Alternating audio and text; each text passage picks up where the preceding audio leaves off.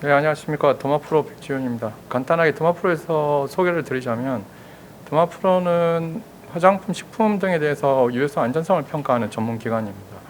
특히 이제 제주도에는 생명과학 연구소를 두고 인비트로 유해성 안전성 평가, 그리고 평가를 하고 대체 시험법을 개발해서 수행하고 있습니다. 그래서 오늘 그런 대체 시험법이나 안전성 때문에 제가 그 주제로 발표를 하게 되었습니다.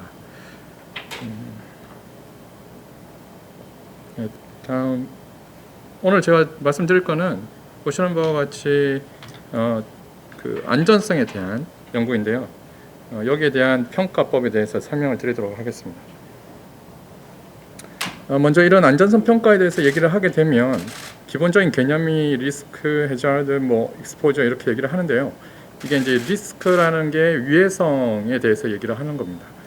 그래서 그 유해성이라고 하는 것은 유해함이 나타날 수 있는 가능성이라고 이렇게 얘기를 할 수 있는데요. 이것은 기본적으로 물질이 가지고 있는 유해성의 여부를 확인하는 것과 그 유해한 물질이 어느 정도 노출이 되느냐라는 개념이 합쳐져 있는 것입니다. 그래서 보시는 사진에서처럼 태양이 자외선을 가지고 있기 때문에 이게 유해하다라고 얘기를 할 수 있는데 아침에는 사실 리스크가 낮죠. 그런데 오후 2시나 이렇게 정오가 되면 그 리스크가 높아집니다. 그런 반면 파라솔을 사용을 하면 실제로 리스크는 낮아져서 안전하다 이렇게 얘기를 하게 되는 거죠.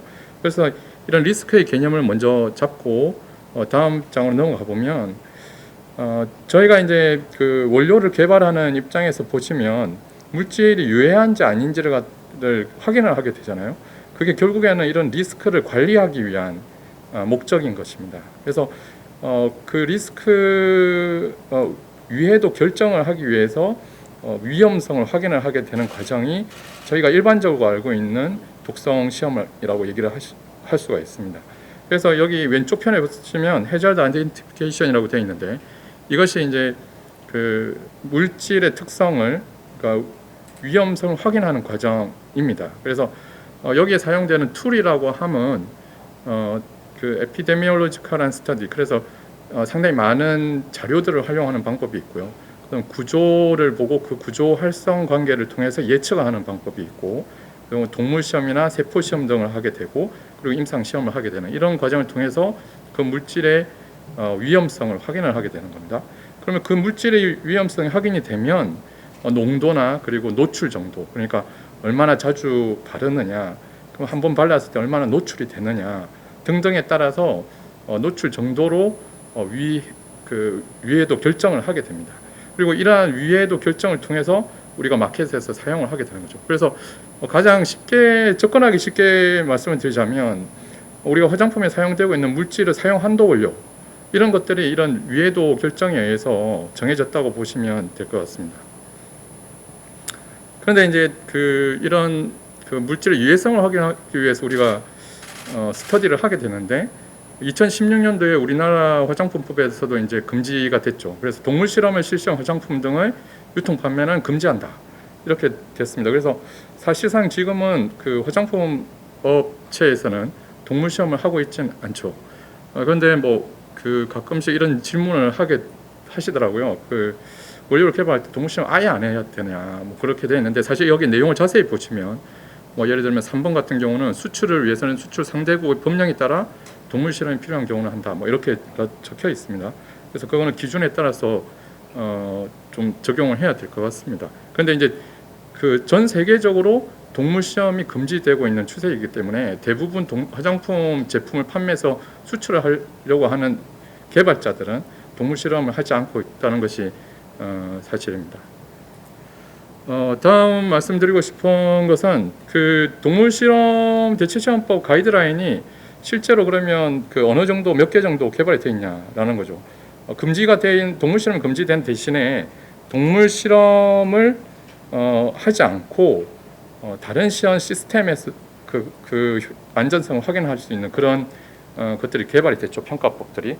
그래서 여기 보시면은 21가지입니다. 지금까지 21가지인데 감작성 시험에서부터 단해 투여 혹은 흡수 시험, 안전막, 자극 시험 등등 해서 21가지가 지금까지 개발되어 있습니다. 이것은 국제적으로 이미 밸리데이티드 된, 그러니까 시험이 검증이 된 그런 방법이고요. 그것을 국내에서 다시 한번 검증을 해서 이렇게 퍼블리시 가이드라인이 나와 있습니다.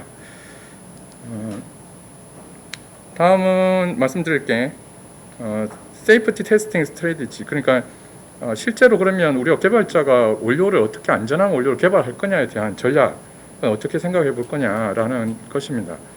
앞서 말씀드린 그 안전성 시험에서 대체 시험 방법의 가이드라인이 시약처에서 나온 것들을 보여드렸잖아요. 이게 OECD 사이트에 들어가시면 모든 방법들이 이렇게 나와 있습니다. 그래서 필요하신 분은 이 사이트에 접속을 하시고 그리고 테스트 가이드라인을 다운 받으셔가지고 세팅을 하실 수가 있는 것입니다. 여기에는 그 보시는 제가 뭐 몇 가지를 좀 정리를 해왔는데요. 화장품에서 주로 많이 쓸 수 있는 코로전, 뭐 부식이라든지 광독성이라든지 혹은 흡수라든지 이리테이션 등등의 방법들이 이렇게 나와 있습니다. 그래서 이것을 참고를 하시면 될 것 같습니다. 그러면 예를 가져왔습니다. 이게 지금 사실은 이제 더말 이리테이션 코로전이라는 그 피부 자극, 부식 평가법에 들어가 있는 서플먼트 자료인데요. 여기서는 그러면 이제 원료를 개발하는 사람 입장에서 이리테이션 코로전을 어떻게 구분하고 이 제품 원료를 최종적으로는 판정할 거냐에 대한 스토리를 이렇게 제시를 해 놓은 거죠.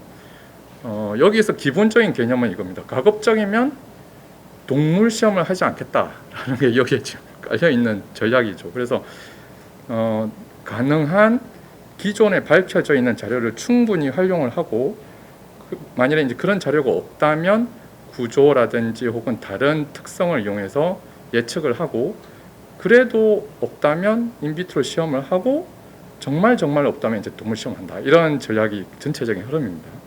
그래서 제가 보내드린 자료에서는 이렇게 지금 정리를 해놨는데요. 결국에는 그 방금 말씀드린 그 흐름이 지금 여기에 소술되어 있습니다.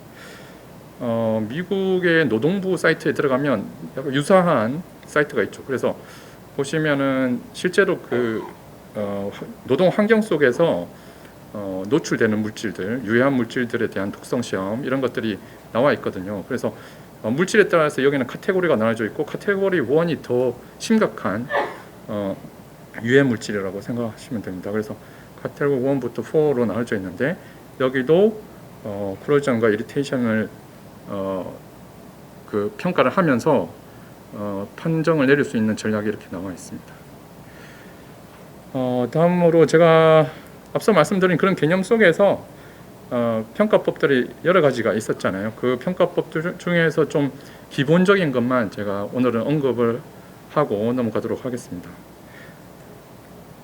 저희가 그 실제로 지금 많은 경험을 하셨죠. 1차 자극 시험은 기본적으로 많이 하시는 것 같습니다. 이제는.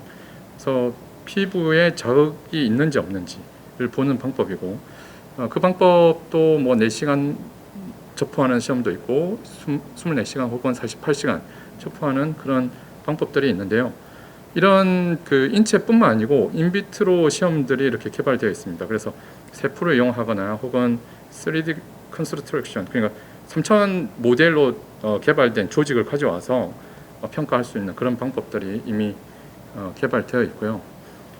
다음은 이제 감작성 시험입니다. 감작성 시험인데 우리가 이제 그 평가법을 지금 제가 설명을 드리지만 이 화장품이라는 거는 결국엔 자극과 혹은 알레르기를 유발할 수 있는 그런 감작이라든지 광에 노출이 됐을 때 광에 대한 독성이라든지 그런 것들이 주로 평가를 하게 되죠. 그래서 감작성 시험도 결국엔 그 1차 자극 다음으로 상당히 중요한 평가라고 할 수 있습니다. 이에 대한 대체 시험법으로는 그 감작이 되는 어떤 기전을 연구를 하고 그 단계마다 체크를 해보아야 될 부분들이 있습니다. 그래서 키 이벤트 1, 2, 3, 4가 되어 있는데 여기에 따라서 평가법이 개발되어 있습니다. 그래서 DPRA 방법, 케라티노 센서 어세이, H클럽 방법 등이 있고 이 방법들이 하나하나 적용하면 좋겠지만 사실상 그 임상을 대체하기 때문에 가급적인 원료를 개발할 때 이 평가법들을 전체적으로 적용을 해서 확인을 하는 게 좋습니다.